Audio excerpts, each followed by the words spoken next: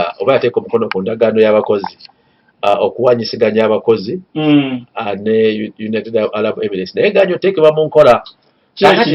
kakati bugayaavu bwa gavumenti ya kuno kakati so ne twagala tuteekemu twongere naffe okuteeka ettafaali mu kunyweza enkolagana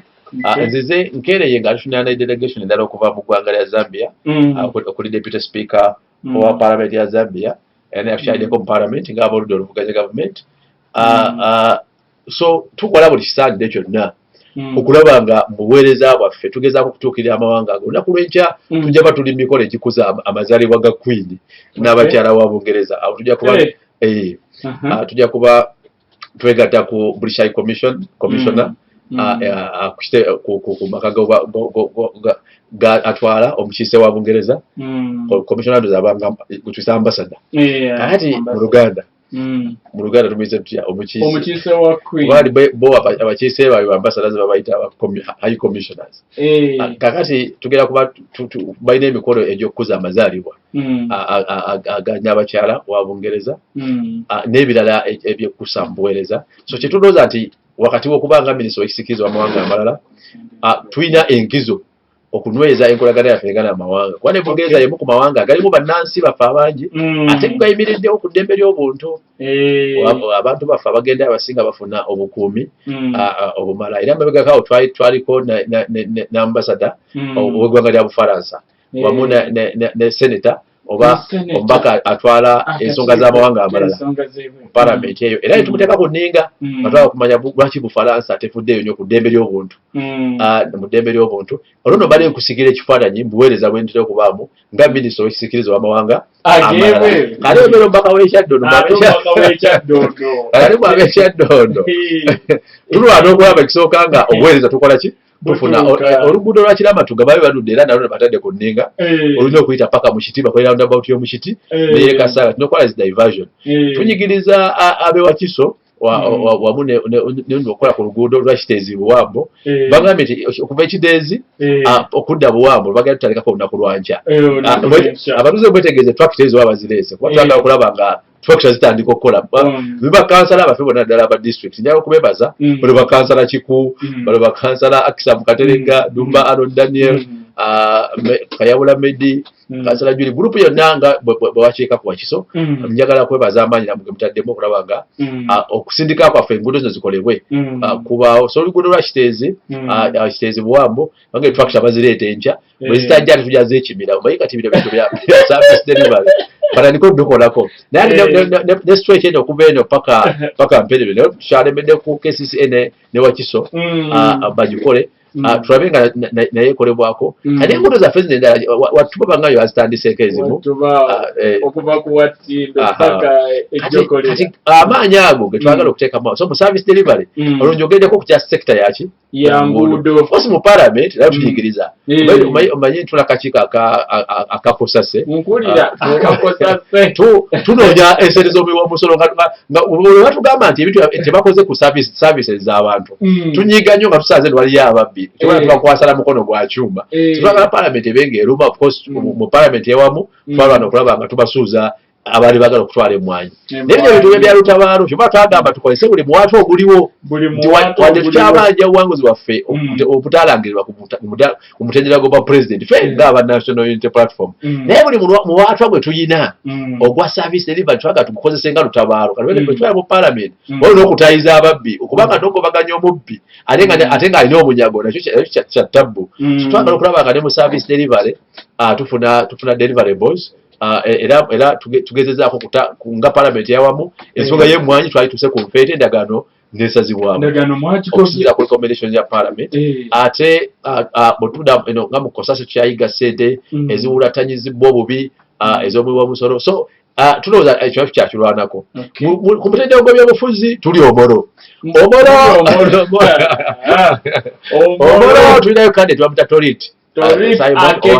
owa NUP pulezidenti waffe naye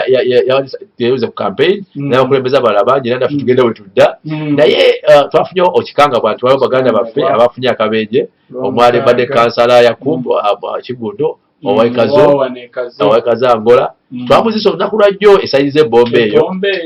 era kati ne muganda waffe omulala Dennis abadde muwagizi wa NUP ne Power essaawa era ne mukuziikibwa bamuzise mu bitundu by'e Kamuli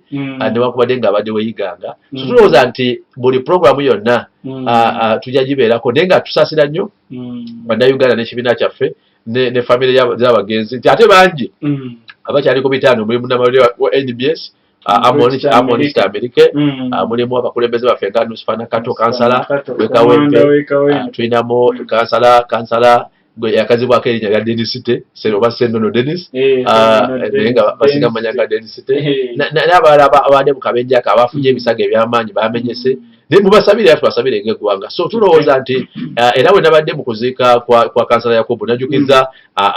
abaabaddeyo namwe abatuuliza njagala obajjukiza nti okufa Katonda yakuleeta wadde tusigala tukyanoonya ani yenna eyeetabyemu ani yenna gwe kyayitiddeko naye ate tuba n'okukkiriza nti kufa Katonda yakuleeta Katonda yakwogera ate era agamba nti bannaye togamba nti bali singa tebagenze tebandifudde Katonda yatugamba mu Surati Imurani nti aba balowooza nti abalaba beesudde ebuzibu okuyimirirawo ku lw'obwenkanya nabo tebasobola kwetaasa kufa gye basigadde naawe ali mu nnyumba yo ali ku mudaala gwo ali ku bizinesi yo tosobola kugamba nti okufa osobola okwetaawuliza Katonda akuleeta wonna akukusanzaawo malaika kiri mawuti eyingira terina okolaki ozibikira entuuka yo eba etuuse omulamu omunene gw'oba olina kunnyonnyola abaffe okoze eki bulamu bw'olina bwewangadde ku nsi kikyokoze lambika lunaku bwe twali tukyasoma Makerere abasajja mwalimu ono director wa IU Kampala campus ani Dr. Twaha Kasule group Mpoza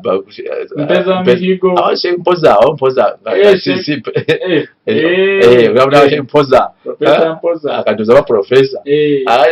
group yali nene wawitanga Kiweewa wawo sinani ani Bulamba gono wa Kibuli hospital ali akolanga administrator wa Kibuli hospital kati batuyitanga ne bagamba abayizi mujje mugasoma darasa batukumaliza ko Kibuli SS muholo kati buli omuntu mwadde ekitabo wandiika emirimu emirungi gy'okoze olunaku olwaleero kati wandikayo n'ebibi byojjukira kati wewe Max olaba oyingira muliro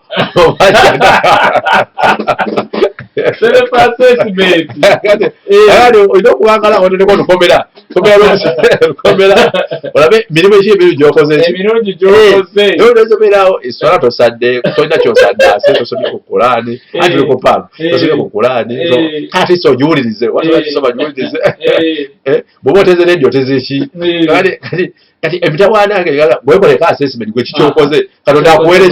akuwere ku kyeddiyana ali Katonda agamba tolimba tolimbye olunaku olwaleero kati nga bw'oba owandiika kati ekyo kyakaluba osooka tuyagala kwemaakinga ogende mu muliro kati nawe ali eyo weekolemu self assessment weekizamininge otandika okwebuuza Katonda akusaasirire kuki kuba ku nsi kwo kwatteeka kituufu era obulamu bwaba batuwadde ku nsi bwaba akuwadde nga bweba bukulembeze ogenda kubuuzibwa ku balala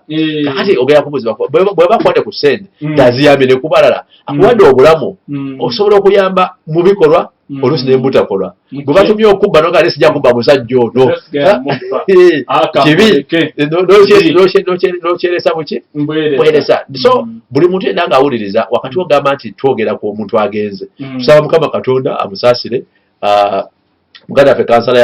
kansala Kiggundu yali musajja musiraamu bamwogeddeko yabadde deputy imaamu abadde ku muzikiti mujumbize ekazo tusaba Mukama Katonda amusaasire ate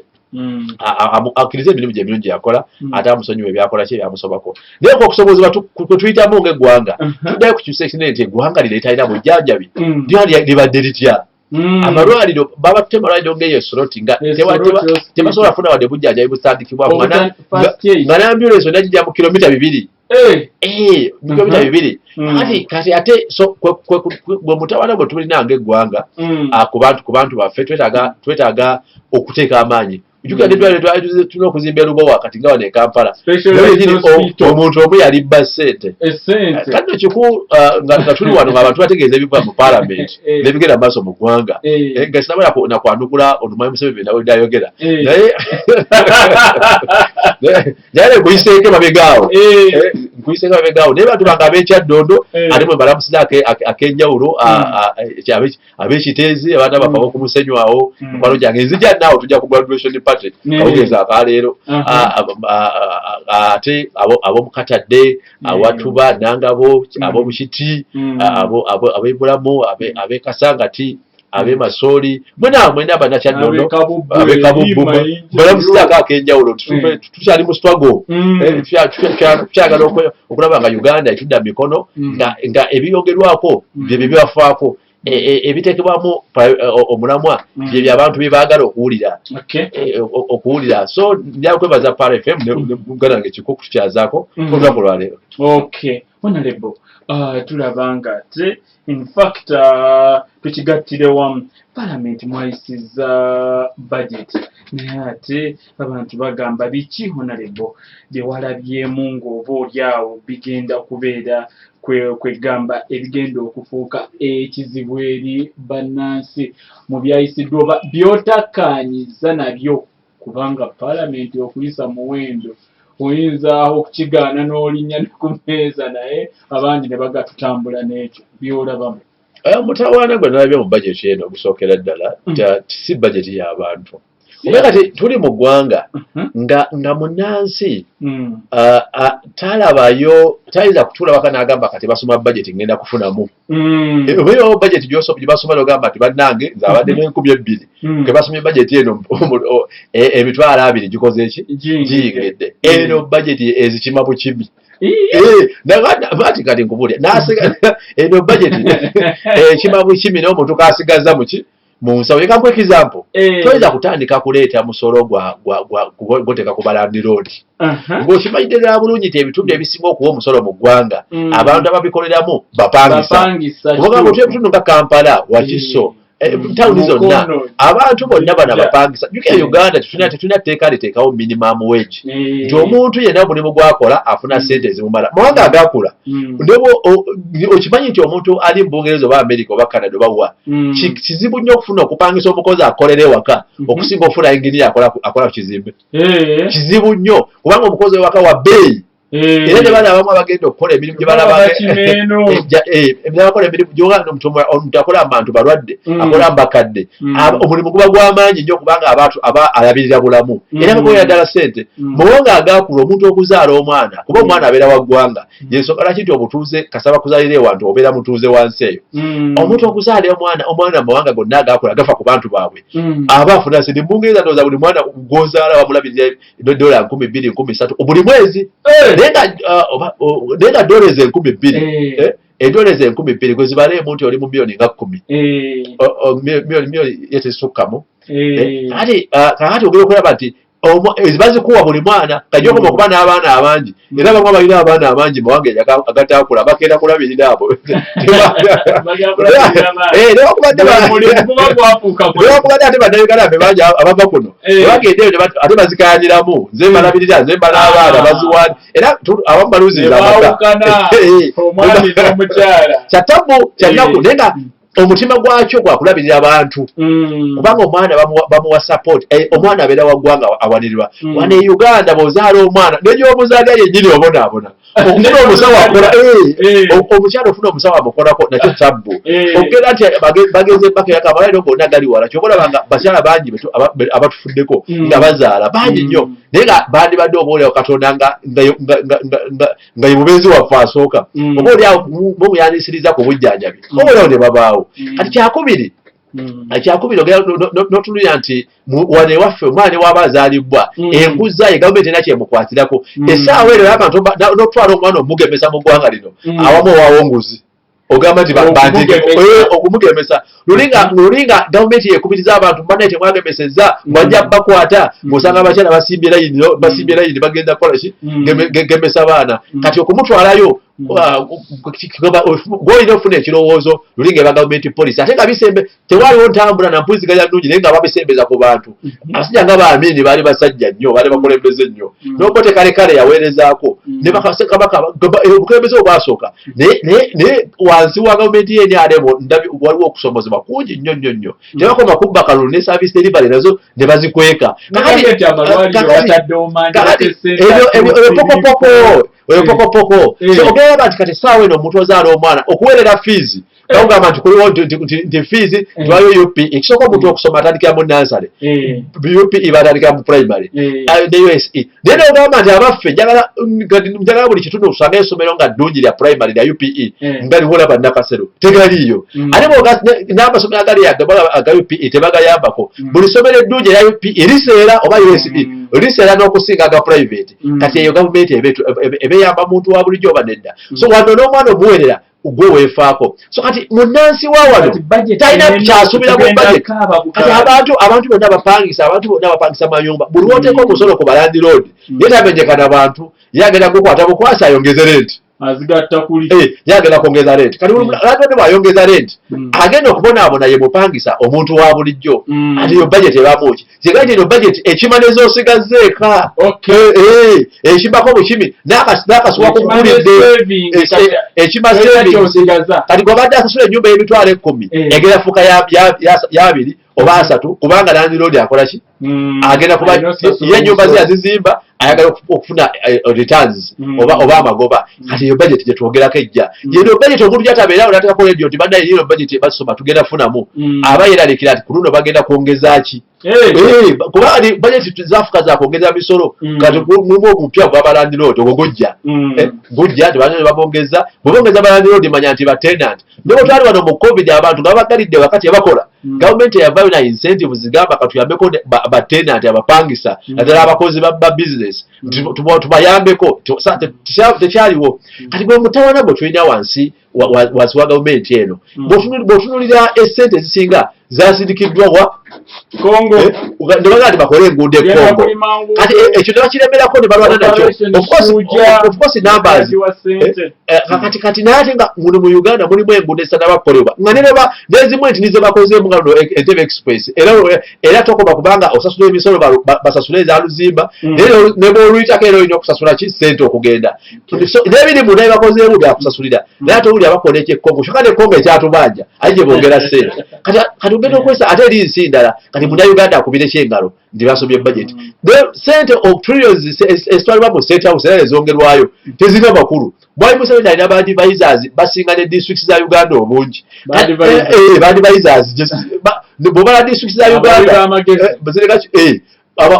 baji naye abamu tebalina amakulu tebamulabanga nako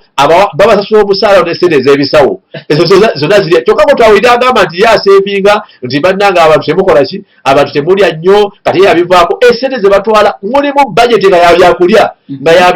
nga ziri mu billion bane munnayuganda aliyo emmere yo waliyo gikompyutinze oyinza gibalamu neweza wadde obukadde 12 kati ne billions ezigenda ku state house nga zakola ki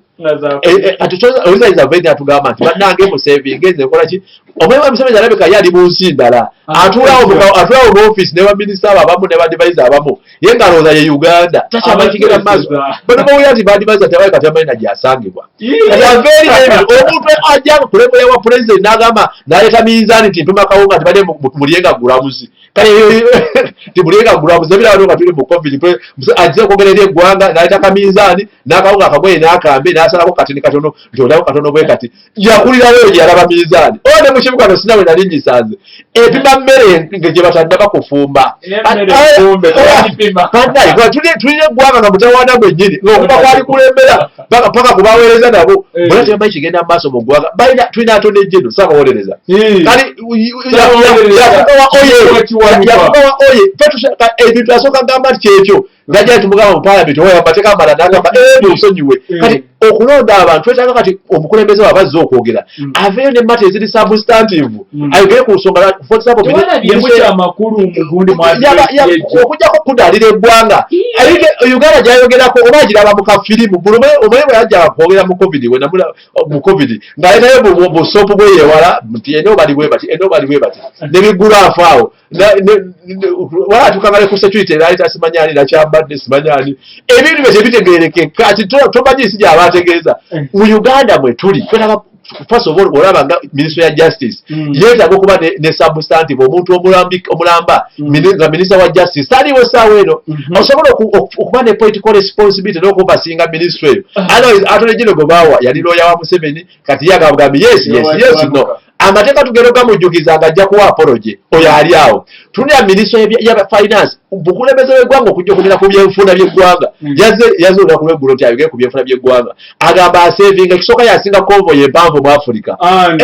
Museveni oyo ekonvoyi eriko etumbiro etoileti erika emotoka ezigoberera nkumuliitu tebyeagamba abakuumi nkumuliitu eyo konvoyi bw'abagamba nti ayagala nnyo eggwanga yandigambye zemuleesero zonna n'ebyabikendeze zigende eri abantu zigende mbobutale babodaboda bakulaakulanya tugamba kuba minisita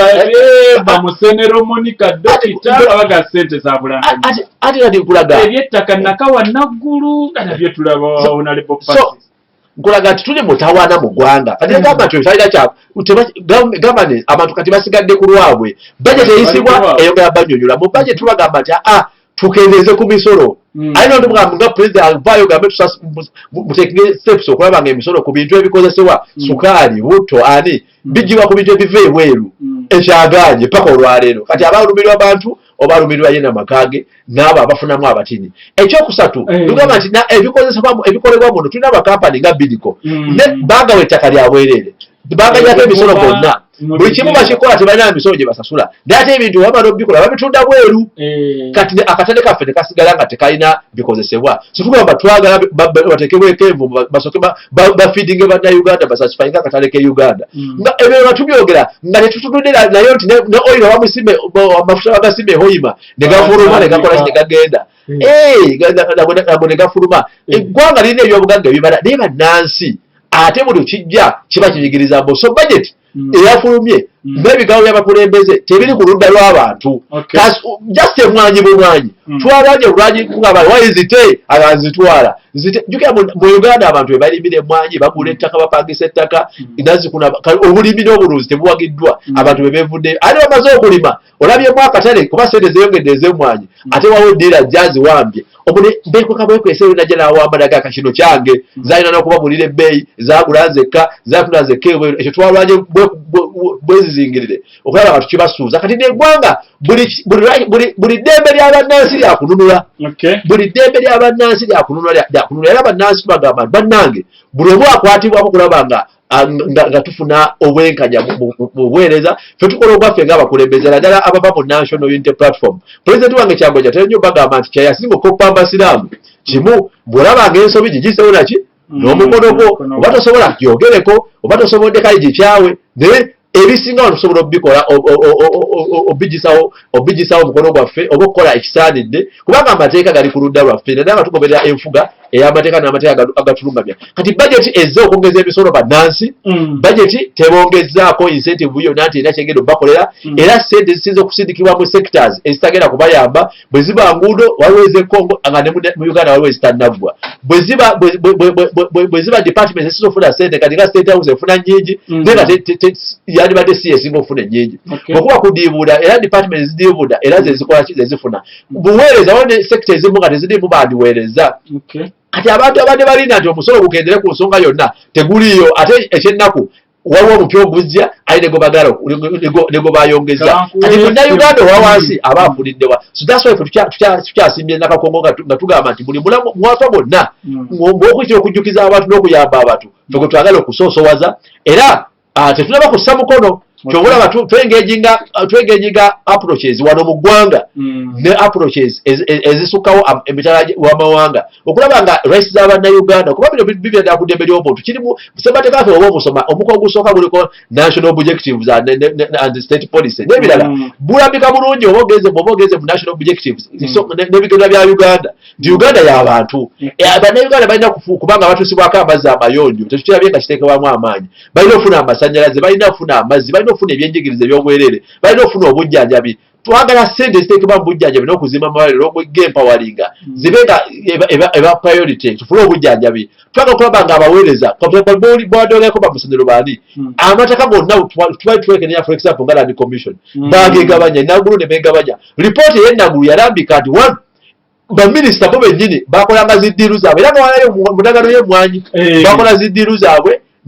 nakozesa obuyinza bwatalina kati nga minisita wa finance yasayinga emmwanyi azitwale amateeka gonna aga uganda amalambike tegamuwa buyinza obwo bonna beekweka mabega presidential orders my directives ati kati ebiriiyo ezimu nga nanfoojinge tebula parliament kati ngende eyo11 twekenenya paka ku nnyukuta esooka nga nazo teziriiyo abo nabo twagala bakangavulwa era bangi abaliko meningi bokangavulwa naye ng'okulaba nti n'abandi badde baweereza ku lwa gavumenti kuba gavumenti erimu amatabi 3 tulina executive legislature ne judiciary n'abasinga bali mu executive bonna badde bekkusa bokka n'abagenzi gonna bateekayo ki tebalungamya departments zebalina kulungamya nga bagoberera amateeka oba amagezi agalina okuyamba omuntu wa wansi kati baminisita abo badyogerako bonna abasinga nga beekobaana nga beekobaana bo ne bayisawo kye baagala oba kuba ku lwabwe obanga balagiddwa bakulwa abalala kati neggwanga okusanga poliisi ng'egamba nti omuntu wa bulijjo wakatale ayambibweko omuvuzi wa takisi ayambibweko owa booda ayambibweko eyo poliisi tukyalwana nayo lulwanya okugifuna naye ebimu bye tubasuuza bisuuze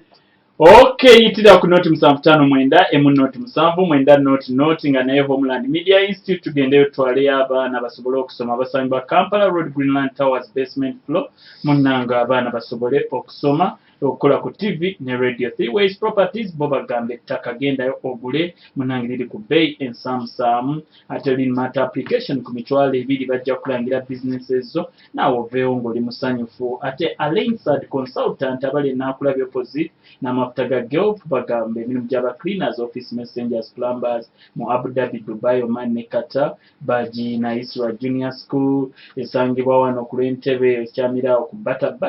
ndeje gendo weerero omwana ofirada ku nursery paka P7 bajja musomesa abeyo nga mukugu. Hello wanji yes bo njogerako nani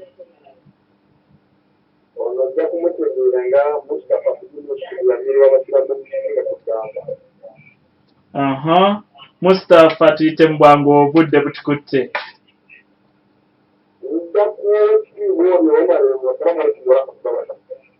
Wa alaikum salam wa rahmatullahi wa barakatuh.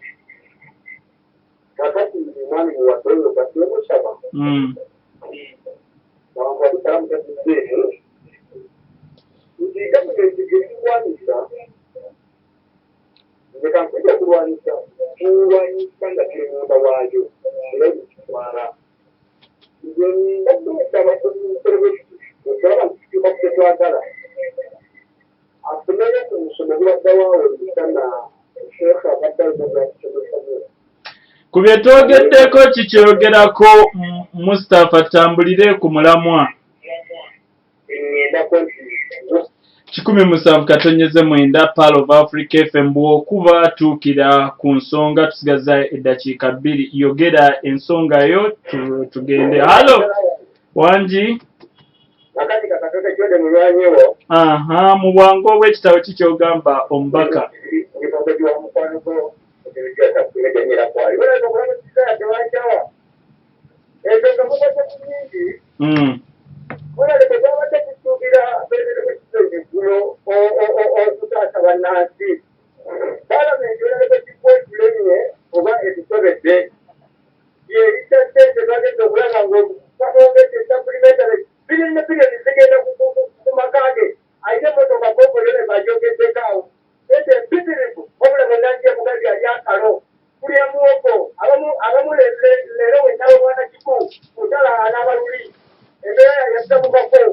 Okay, noti 759 noti 7 makanika Katooke Kironda agamba naye teyalabye kyamakulu oba olyawo kyavuddemu. Hello Wanji Walaikum salam wa rahmatullahi wa barakatuh. Kale nawe gyebaliko.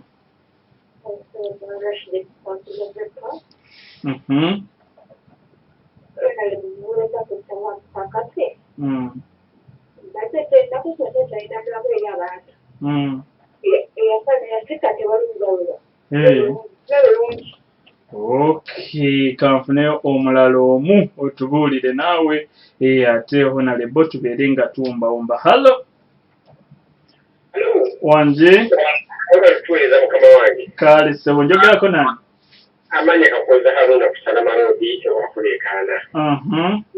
tunatondamubuuza tuwulira mukubeero nti mwatuuka eyo nemweyawulamu ate nga mwenna muli wa kibiina kimu abamu beekiriranya muba mukimwagala okuyisaawo ate abantu babakuba obuliko kituufu ddala waliyo abali akasente mu agenda kuba akubuulira nti mu paalamenti beeyawulamu kankwate ono yekka. Halo Wanji Walaikum salam wa rahmatullahi wa barakatuh. Bisirikirwe Uganda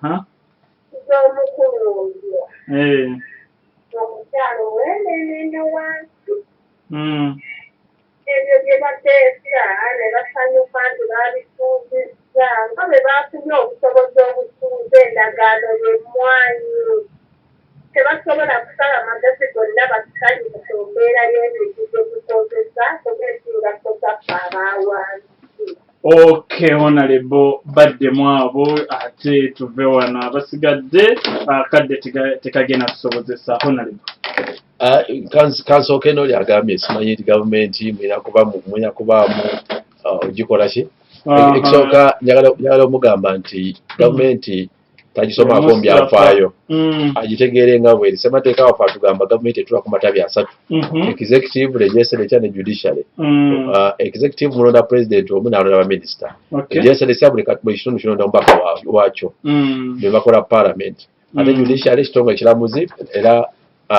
president akilonda parliament ne approvinga. So tewali kitugatta amateeka ga Uganda tulina Political Parties and Organizations Act. Mu nsi ezaakula buli maloboozi gaba gakola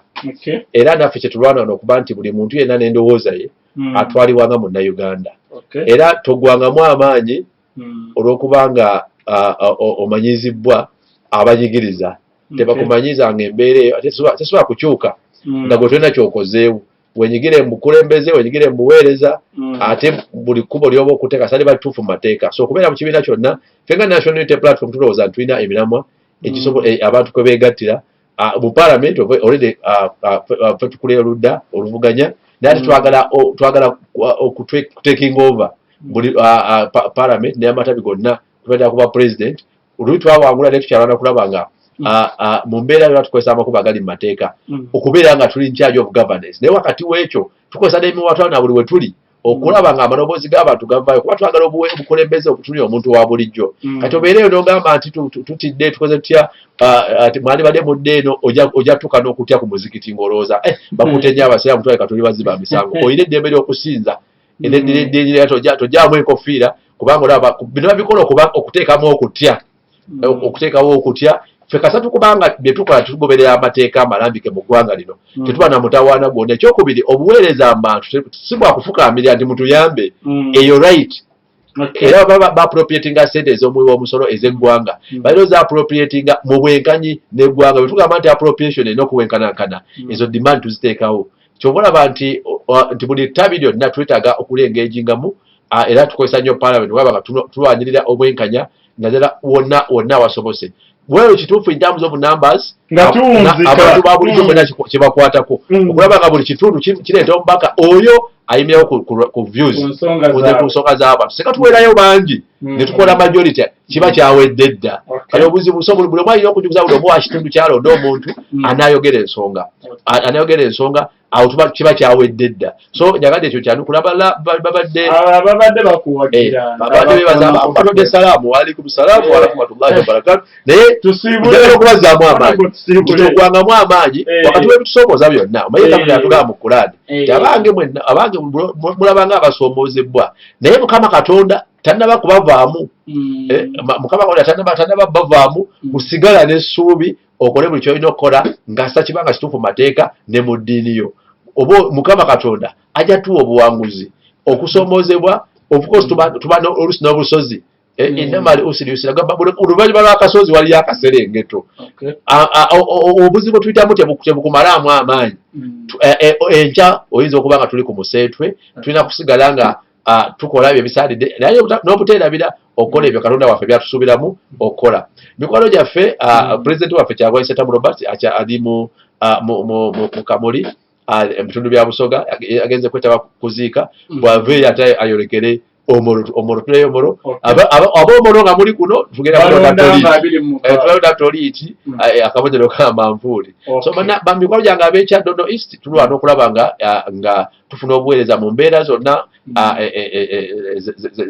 ezeetagisibwa tuli wamu ffenna